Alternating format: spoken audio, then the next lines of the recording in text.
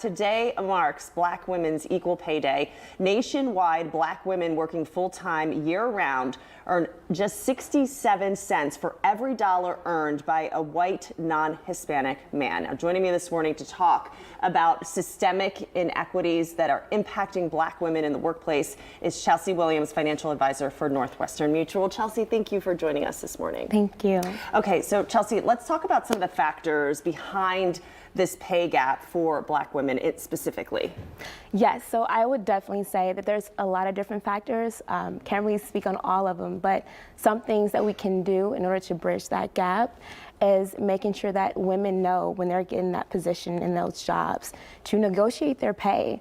Like, I know for me, when I first started working, I was terrified to ask for a raise. I thought that I would, not get the position.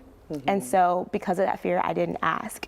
So asking for the raise, doing the research, understanding what other companies are offering for that position, and then also speaking with an advisor, find out exactly how much you should be getting paid in order to reach the goals that you have, in order to save enough for retirement and the other things that you have as far as financial goals. So it's never too early. Never too early. To get that good advice. Okay, so we do tend to discuss the pay gap in cents, but it really adds up to thousands of dollars in lost income, right, for Black women. So what effect does this have on families?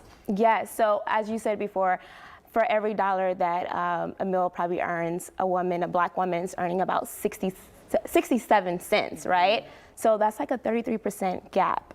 So when you look at it and we're having to decide between can we actually fund retirement or can we build that emergency fund, that's taking away from those things. Yeah. So it trickles down to everything. It trickles down. Now there's a gap in generational wealth. Now all of a sudden there's a burden that's getting passed on to children and grandchildren because there was no true planning done in those earlier years. Yes, yes.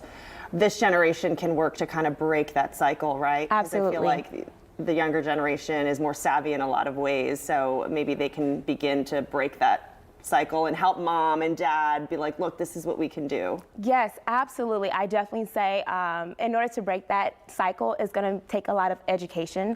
There is a lack of financial literacy, definitely in the Black community. I've seen it working with a lot of clients. It's just something they've never been taught.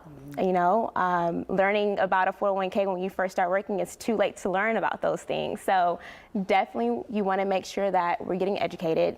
You're getting a financial advisor and having those tough conversations and learning. And just opening learning. Up and not saying this is how we always did it. Try to be open up to it. Absolutely. Chelsea, federal student loans payments, they will resume in October. How will this impact women and the student loan debt? How will it impact us all? Right, everyone. Everyone that has student loan debts. Really, truly, a lot of individuals that we've been meeting with, we've just been making sure that it's in the budget.